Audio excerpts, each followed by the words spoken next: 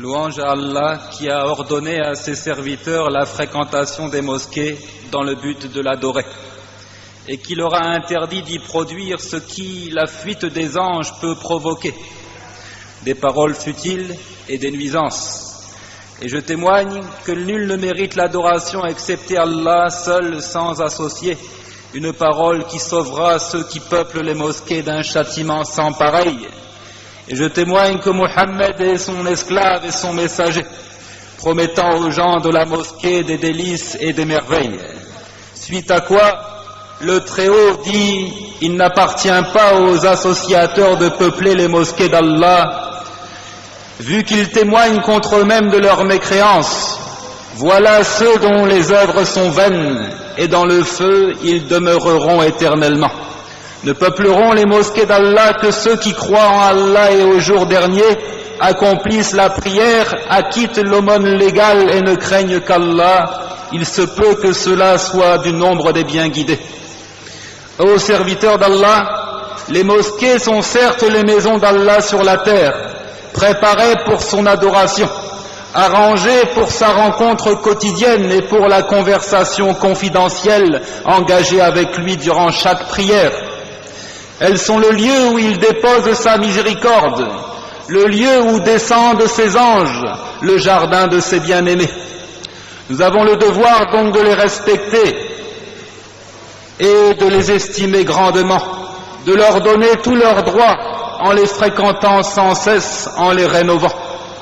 Le Très-Haut a réservé leur fréquentation aux gens de la foi. Il dit « Ne peupleront les mosquées d'Allah que ceux qui croient en Allah et au jour dernier. » Et il suffit de savoir, en guise des mérites de la mosquée, qu'Allah les a annexés à sa propre personne et qu'il s'y est réservé l'adoration, une adoration qui ne sera agréée que si elle est faite sincèrement pour Allah. Il dit « Les mosquées sont consacrées à Allah, n'invoquez donc personne avec Allah. » Et Allah a jugé que ceux qui déploient des efforts dans le sentier du diable pour empêcher les gens de prier et de se rappeler de lui, ceux-là ont commis la plus grande des injustices et ils méritent l'humiliation ici-bas et dans l'au-delà. Il dit « Qui est plus injuste que celui qui empêche que dans des mosquées, celui qui empêche que dans les mosquées d'Allah on mentionne son nom et qui s'efforce à les détruire.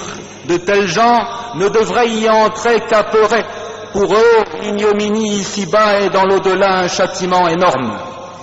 Et si celui qui s'efforce de les détruire est au plus profond des ténèbres, au contraire, celui qui s'active pour les dresser aura les degrés les plus élevés de la foi et il sera ébloui par la miséricorde divine. Il est authentifié du messager d'Allah, sallallahu alayhi wa sallam, à qu'il dit « Celui qui construit une mosquée, recherchant en cela la face d'Allah, Allah lui construit une demeure dans le paradis. » Il dit également, sallallahu alayhi wa sallam, « Celui qui construit une maison dans laquelle on adore Allah, avec de l'argent licite, alors Allah lui construit une maison de perles et de rubis dans le paradis. » Ainsi, il ressort de ces récits que la récompense de celui qui construit une mosquée n'est accordée qu'à celui qui le fait avec de l'argent propre, acquis de manière honnête, et qui le fait uniquement pour satisfaire le Seigneur.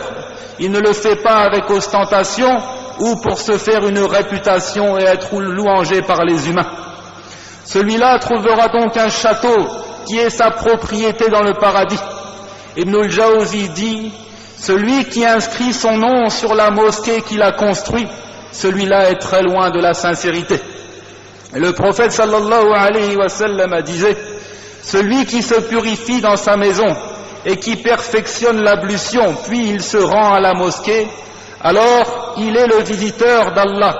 Et le droit du visiteur, c'est qu'on lui fasse bon accueil, qu'on lui offre l'hospitalité. » Et il disait « Ceux qui peuplent les mosquées sont les gens de Dieu, puissants et majestueux. » C'est pourquoi le Très-Haut a prescrit un comportement adéquat à adopter dans la mosquée. Il convient de le respecter. Il y a des règles qui, si elles sont appliquées, permettent de glorifier Allah et de porter tous les égards à ses maisons, parmi lesquelles que l'individu s'embellisse et porte ses plus beaux habits pour s'y rendre. Le Très-Haut dit: ô enfants d'Adam, dans chaque lieu de prière, portez votre parure. Et qu'il ait l'intention, en sortant de chez lui, de rendre visite au Seigneur de l'univers et d'accomplir pour lui la prière obligatoire. Et qu'il ait à l'esprit que chaque foulée en direction de la mosquée efface les fautes, chaque pas enlève un péché. Et donc, plus il est loin de la mosquée et plus il convient de s'y rendre à pied. Le prophète sallallahu alayhi wa sallam disait: ne vais-je pas vous indiquer ce par quoi Allah efface les fautes et élève en degrés? Ils dirent: bien sûr que oui, ô messager d'Allah. Il dit de perfectionner l'ablution en saison froide, de multiplier les pas en direction de la mosquée et d'attendre une prière après avoir accompli une prière. C'est ça le campement, c'est ça le campement. C'est-à-dire, cela équivaut au fait de camper à la frontière pour empêcher les armées infidèles d'envahir les terres d'islam. Et le prophète sallallahu alayhi wa sallam nous a enseigné ce qu'il convient de dire en entrant à la mosquée et en sortant de la mosquée. Il dit en y pénétrant: je cherche refuge auprès d'Allah le sublime, en sa noble face et en sa puissance éternelle, contre Satan le lapidé.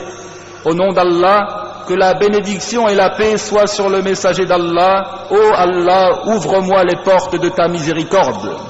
Et il disait en sortant: au nom d'Allah, la bénédiction et la paix soient sur le messager d'Allah. Ô Allah, je te demande de m'accorder de ta grâce. Ô Allah, protège-moi contre Satan le lapidé.